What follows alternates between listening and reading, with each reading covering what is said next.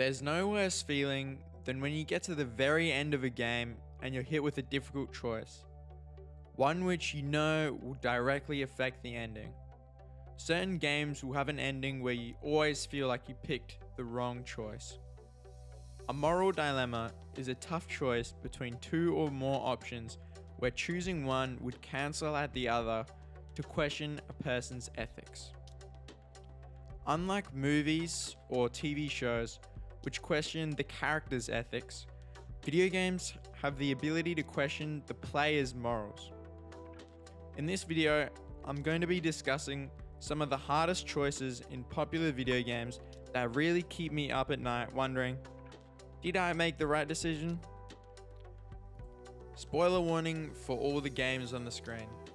Each section will be timestamped if you just want to skip it. Ghost of Tsushima. Ghost of Tsushima follows Jin Sakai, a samurai fighting to free his uncle and defend the island from the invading Mongols. However, throughout the story, Jin's morals change as he gradually stops abiding by the samurai code of honor after seeing the savage brutality of the Mongol attackers. This eventually leads to the ending where, because Jin has disobeyed the samurai code to defend the island, his uncle Shimura has been ordered by the shogun to eliminate Jin in a duel. After defeating Shimura in a duel, he then begs for Jin to honor him with a warrior's death, and the player is left with the choice to either spare him or kill him. Most players choose the option to spare him and walk away, as Jin has completely left his honor and is no longer bound by the samurai code, so he now lives with his own code of ethics, which would never allow him to kill a member of his own family. Alternatively, the less chosen option is to honor Shimura's last wish and give him an honorable samurai death. Although this option seems immediately worse, Shimura has lived his entire life by the samurai code and wishes to keep the honor he's held desperately onto. Purposefully, there is no correct option, as the game's story ends there, leaving the outcome of either decision unknown. It's hard to tell where sparing Shimura would leave him in the future, if he would follow in Jin's path and leave his honor, living a fresh life, or if he would commit seppuku under the shogun's order for his failure, remaining a slave to his honor. Detroit Become Human. Detroit Become Human follows the story of three robots, Connor, Kara, and Marcus, who gain sentience in a world where these humanoid androids are nothing but purchasable slaves. The game is a choice-driven game filled with numerous difficult dilemmas.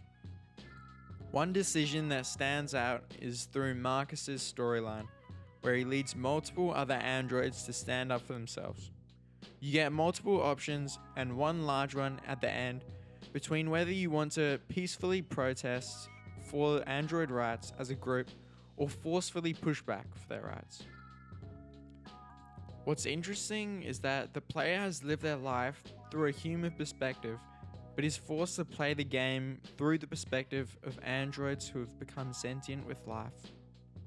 The androids and their uprising reflect real-life civil rights movements and the oppression against real minorities throughout history.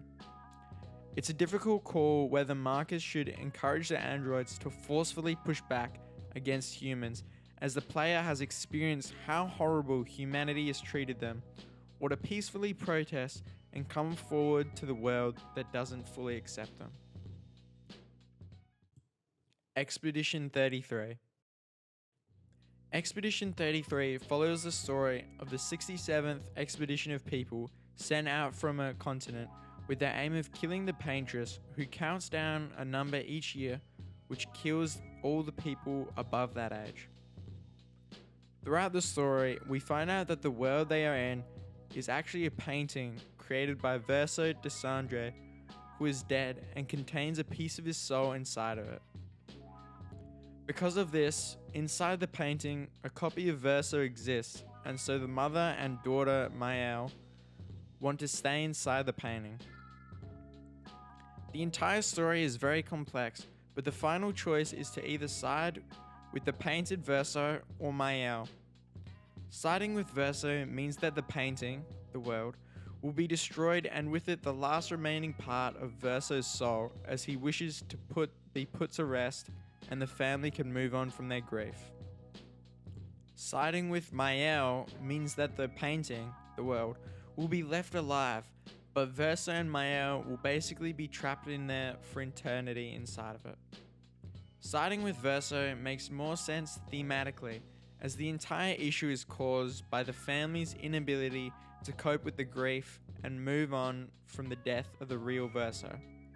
However, the player has fought tooth and nail throughout the story for the lives of the expeditioners and the people of Lumiere, which would be erased if Mael didn't stay. Certainly a hard choice, and it isn't clear how real the people of Lumiere are, since they are technically painted in, they are still shown to be sentient. Baldurs Gate 3. Baldurs Gate is a huge RPG game set in the world of Dungeons and Dragons, following the player's character and a group of miscellaneous warriors who are trying to cure a parasite stuck inside of their brains. It's a very choice-heavy game, although one choice is particularly difficult. One of the party members is Will. He is a powerful warlock who made a deal with a devil called Mizora. During the third act of the game, the party manages to free Will from his pact, although the player is hit with a choice. Mizora, the devil, offers to give the location of Will's captured father, but Will will have to re-sign a new pact. This decision is difficult, as you've had freeing Will from his pact as a large goal throughout the game.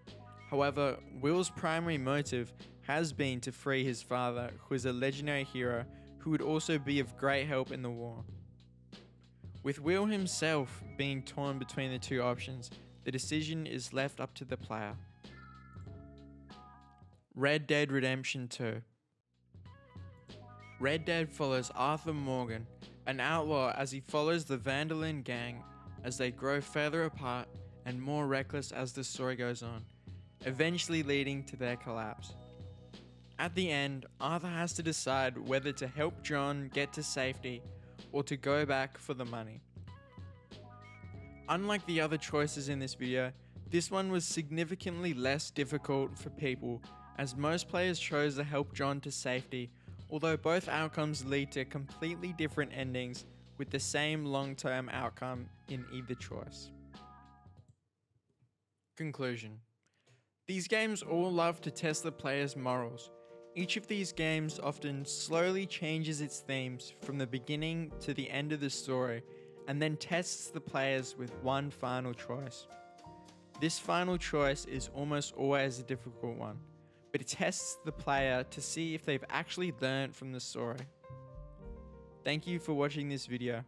Please like and subscribe and let me know which decision in a game was the hardest for you to choose from.